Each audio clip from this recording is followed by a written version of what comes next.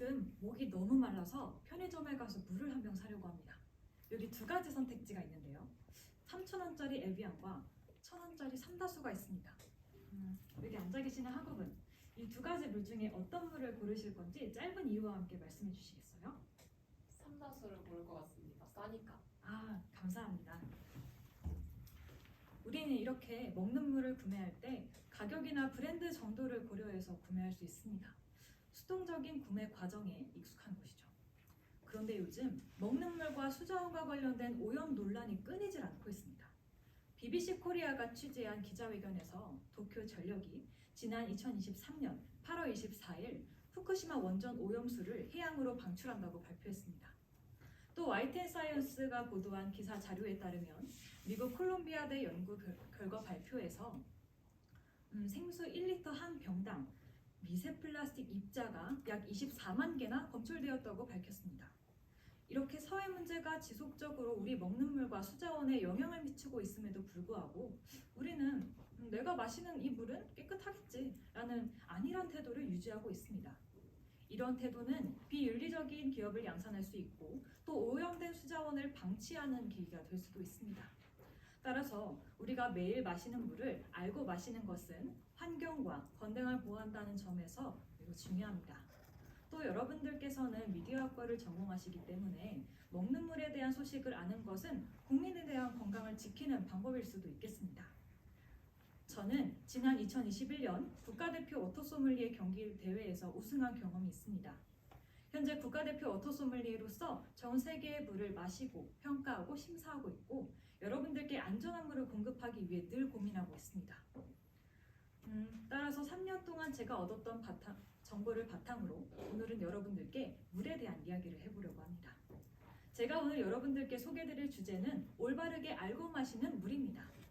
첫 번째로 먹는 물의 종류에 대해서 살펴보고 두 번째로 이 먹는 물을 오염시키는 경로를 알아보겠습니다. 마지막으로 먹는 물을 주체적으로 소비할 수 있는 방법까지 소개해드리겠습니다. 그럼 첫 번째로 먹는 물의 종류입니다. 우리가 흔히 마시는 먹는 물을 약 3가지 정도로 볼 수가 있는데요. 첫 번째로 먹는 샘물입니다. 먹는 물 관리법 제3조 3항에서는 먹는 샘물을 먹기에 적합하도록 물리적 처리 과정을 거쳐서 제조된 물이라고 설명합니다. 대표적으로 삼다수나 에비앙이 여기에 속합니다. 두 번째로 수돗물이 있습니다. 한국수자원공사의 수돗물 공급 규정에서 5조에 따르면 수돗물이란 공사가 수도를 이용해서 공급하는 물을 말합니다. 서울 아리수본부는 서울시의 수돗물을 아리수라고 칭하고 먹는 물로서 가정에 공급한다고 설명합니다. 마지막으로 정수기물도 있습니다. 먹는 물 관리법 제3조의 7항에 따르면 정수기는 먹는 물의 수질 기준에 적합하도록 제조된 기구를 말합니다. 대표적으로 코웨이나 SK 매직 정수기에서 가정용 정수기를 판매하고 있죠. 이렇게 먹는 물의 종류에 대해서 살펴보았는데요. 다음으로는 이런 먹는 물이 오염되는 경로를 말씀드리겠습니다. 먹는 물이 오염되는 경로는 생각보다 다양합니다. 먼저 먹는 생물의 경우에는 수질 오염에 굉장히 취약한데요.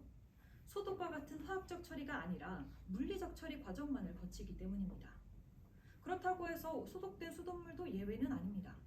상수도 간의 노후화와 이물질이 수돗물에 영향을 줄 수 있기 때문입니다. 정수기도 필터 오염 문제가 있습니다. 개인이 관리를 해야 된다는 점에서 식당이나 공공시설에서의 정수기 위생 상태가 불투명하다는 것이죠.